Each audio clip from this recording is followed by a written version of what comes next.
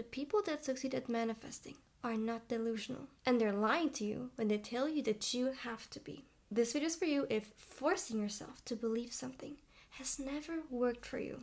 If it's always felt off, and deep down you just knew, there has got to be another way. Congratulations, because that feeling is completely on point. Our brains are not wired to be naive enough to accept something that is clearly a false statement, no matter how often we repeat it. Understanding just that one fact is what separates the people who try to manifest from those who actually do. By the end of this video, you'll have the exact 4-step formula to manifest things that feel unimaginable to you right now. I'll walk you through it in way more detail than anyone's actually given you before. And it requires zero belief. Here's what is actually happening when you repeat a statement that you don't believe. You sit down, you relax, you say, I'm a millionaire. I'm a millionaire. And you're genuinely convinced that this time it will work. Then you check your bank balance. The zeros are still missing, and your brain makes sure to let you know, yeah, you're not a millionaire for sure. And no matter how many times you argue back, your brain is not buying it. And guess what? It's not supposed to buy it. Your brain is rational and logical. It runs on what's actually in front of you right now, because that's its one job. Keep you anchored in present reality, not in your imagination. There's nothing wrong with that. It's the exact mechanism that keeps you functional. It's a mechanism that tells you right now you're watching a manifestation video. You're not in the cinema watching a romance movie. Picture one of your ancestors deciding to manifest a bear as their best friend. An actual grizzly out in the wild, literally 3 times their size. If their brain played along with that, if it let them undoubtedly believe that just because they want the bear to be their best friend, they can just walk up to it and hug it, they wouldn't have survived to become your ancestor. The bear wouldn't care about your manifestation. So it's good that your brain doesn't help you be delusional. That instinct is the reason you're alive right now. That same mechanism is why it won't let you be delusional now, not even when it comes to your manifestation. It's not some glitch or the universe being against you. It's the same system. A brain built to keep you in reality is by definition a brain that pushes back the second you try to insert something that reality doesn't support yet. So when your brain rejects, I'm a millionaire, that's not something broken you have to fix. That's the rational, logical part of your brain doing the one job it was built for. The problem was never your brain. The problem was that nobody ever taught you how to work with its rationality instead of fighting it. Manifestation coaches told you to override it. If you could just ignore the doubts, do a better job at believing it or feeling it real, then you'd get everything you want. But you can't override a survival mechanism. You can only learn to speak its language. There are 2 kinds of beliefs. One of them actually makes your desires real. The other one only pretends it can. First, there's delusional belief. Accepting something as true with zero evidence, purely through repetition and willpower. That's a trap most of you guys fall into, and obviously I've been there too. Your brain was never built for this. This is the fantasy that just because I want the bear to be my best friend, he will be. Then there's evidence-backed belief. Back to the bear. It's not that the bear could never be your friend. It's that your brain will only let you get close once it has something real to point to. Proof it's actually tame or that you have some sort of protection. It doesn't care how many times you say something. It cares whether it can point to real proof. Give it that, and it believes anything. So when I say it requires zero belief, that's what I mean. Zero delusional belief. What you'll end up with is evidence-backed belief. And that's not something you can force or fake. It's just what happens once your brain has enough proof. The formula that I'm about to give you is not about convincing yourself of anything. It's about generating the right kind of evidence so your brain arrives at that belief on its own. This is going to be a longer video because I want to give you the clearest, most detailed instructions possible so you can actually apply this yourself. I highly encourage you to think of your own manifestation as we go through my example. And because so many of you guys have been messaging me, asking me for private coaching, I'm now offering it. It's linked in the description in case you want help tailoring this to your situation. Let's start with the mistake almost everyone makes first.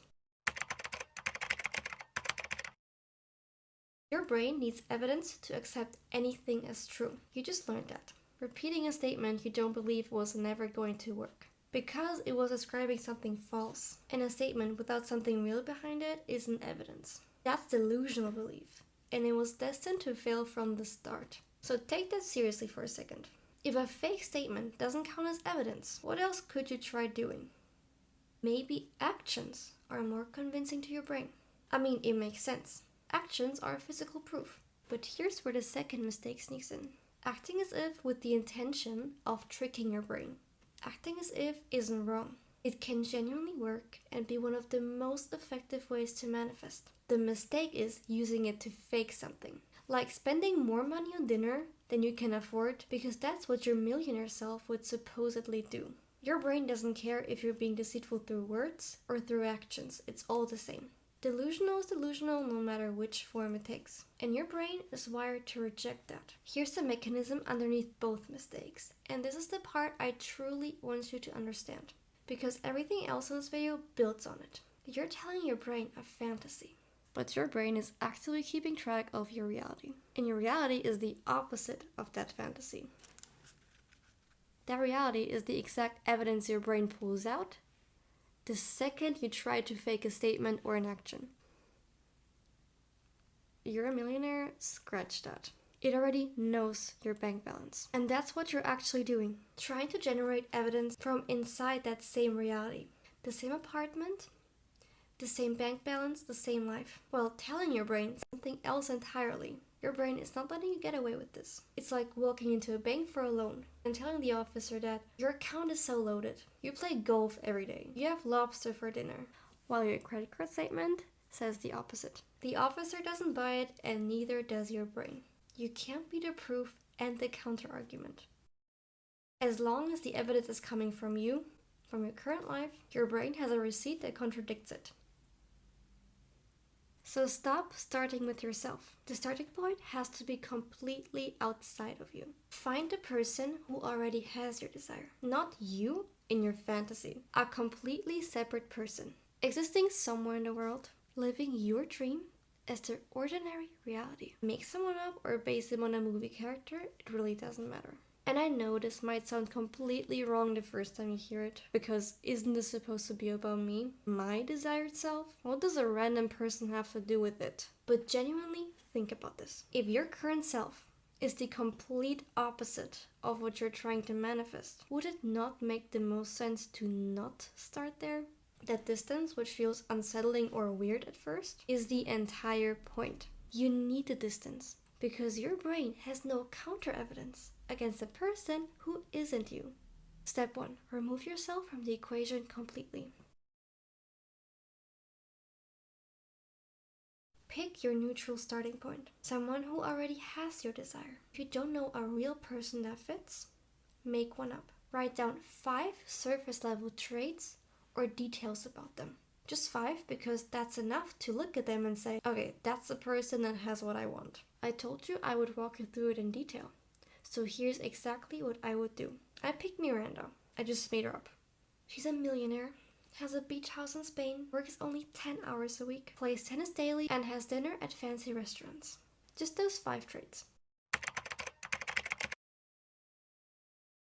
You've got Miranda, your 5 traits. Now we go deeper, because the traits you picked are the outcome. What we need next is the mindset underneath it. And that's a completely different kind of information. Here's why the mindset matters more than the outcome. The beach house doesn't do anything for you. You can't practice having a beach house, but you can practice how she handles money, how she reacts to setbacks, her attitude on an ordinary day. Because those are behaviors, not belongings. Behaviors can be practiced, belongings can't. So, the goal here is not to add more surface detail. It's to find a handful of mental patterns that actually produce those very outcomes that you desire. The way she decides things on autopilot without even thinking about them, that most people don't even notice because it's not exciting enough to include in your vision. Step number 2, get to know them. Whatever you're manifesting, money, love, appearance, career, anything, ask these same questions about your person. This works for any area because it's never about what you're manifesting. It's not about the outcomes. It's always about the mindset underneath it. How does she relate to this area? Calm, anxious, indifferent, confident? What's her first instinct when something goes wrong here? What would she never accept? And what does she treat as normal? What does this look like for her on a completely ordinary day? What does she say to herself about this when no one is listening? Write down at least 3 real answers. The more the merrier. And feel free to add more of your own questions. So, here's what I do with Miranda. She doesn't check her bank balance anxiously. Finances just don't stress her. When something goes wrong in her business, her first move is to calm down, tell herself she's capable of handling anything, and find a solution, instead of just straight up panicking. On a normal day of the week, she maybe works 3 hours on her business, she plays tennis, talks to her friends, maybe cooks a nice meal. Nothing special about that. That's the material I'm now working with. You know Miranda now. Not just what she has, but how she thinks. So the next move seems pretty obvious. Apply all of it at once. Behave as though the beach house is already yours. Right at this moment, the money's in your bank account. That's a mistake. Not acting as if itself. You already know that can work. The mistake is aiming it at the outcome instead of the trait. Here's the difference. You need to get this right if you want the rest of this to work. An outcome is a claim that you don't have. I have the money, I have the house. That's a fact about your bank account. And your bank account calls it a lie. A trait is a fact you already have. I made this decision from confidence and courage instead of fear and insecurity. That's a fact about your behavior right here, right now. And nobody can call it a lie because it happened. Acting as if, in a kind of all or nothing way, you have the beach house, you have the $1 million, and you have it all right now.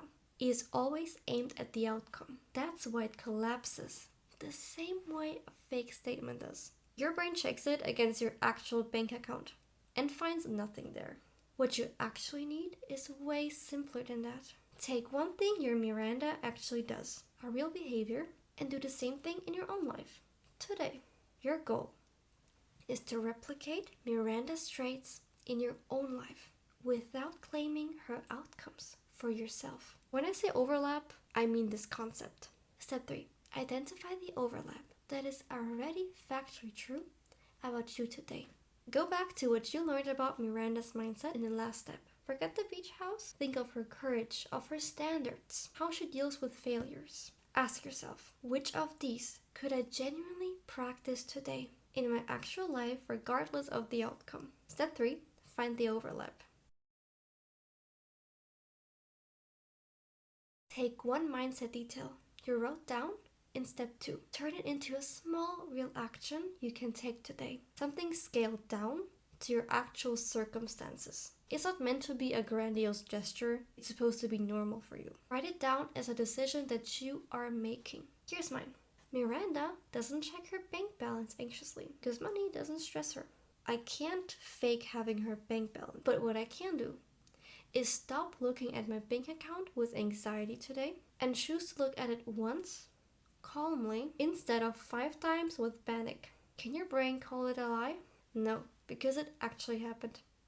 And that's exactly how you form evidence-backed belief that you already are the person who has your desire. You don't have to be delusional. You don't have to fake anything. All you're doing is training your brain by giving it a tiny but real piece of evidence at a time. Here's where this becomes completely different from everything you've ever tried before. The old approach was more so passive. You repeat a statement and you wait for your brain to somehow catch up. This is the opposite. You're actively choosing to think and act like Miranda, not as a fantasy or to perform something, but in whatever version is genuinely available to you right now. You're not pretending to be Miranda, you're becoming the Miranda of your circumstances. Step number 4. Every time you find yourself in overlap, register it as evidence. Miranda is adventurous. That's a trait I picked for today. My overlap/aligned action for the day is trying kickboxing for the first time. delusion would be. By doing that, I am forcing my manifestation to happen. By doing that, I'm trying to convince my brain that I actually am a millionaire. In conclusion, you're lying to your brain and getting nowhere. If you were creating evidence, it would look like this. By doing that, I am collecting evidence to build a new identity. By doing that, I am acting like my millionaire self. In conclusion, you're giving your brain proof it can't argue with and can actually work with. Every time you do that, name it. Not, oh, yeah, I did this to become a millionaire, but I am acting like my millionaire self. It's not really an affirmation. Its purpose is to be a label. You're teaching your brain to connect a real behavior, something that actually happened in your real life, to the identity that you're building. And that connection is exactly what builds evidence-backed belief. The belief your brain actually acts on. Every time you think or act in alignment with Miranda's identity, and you consciously label it, you're firing a new neural pathway. You strengthen it with every repetition. This is neuroplasticity, the act of the brain physically rewiring itself. Neurons that fire together, wire together. You're not hoping that your brain will eventually believe something. You're literally building the neurological infrastructure of a new identity one step at a time. You're not lying to your brain. You're giving it something real. A real decision made from courage. A nice dinner at a restaurant within your means. And your brain registers and keeps track of all those data points, even if they seem insignificant to you. That's the mechanism. Evidence builds familiarity. Familiarity reduces resistance. No lying to your brain is required. If you haven't done the steps yet, go back and do them with me. This only works if you actually apply it, not just understand it. Pick one trait of your Miranda. How does she think? How does she move through her day? What would she do that you haven't been doing? Would she go to the gym at 5 a.m.? Would she stop procrastinating on that one important task? Would she book that trip to the city that she always wanted to explore? It's okay if it feels far off from your current routine. That's kind of the point. That's your aligned action for today. Remember, you're not pretending to be Miranda. You're choosing to become the Miranda of your circumstances. One overlap at a time. And every time you do, name the behavior. Link it back to your identity. Let your brain collect the evidence. And the belief builds itself. Thank you so much for watching. I really appreciate each and every one of you watching my videos. And if you have questions, drop them in the comments as well. And if you want me to walk through this process directly with you, links in my bio. I'll see you next week.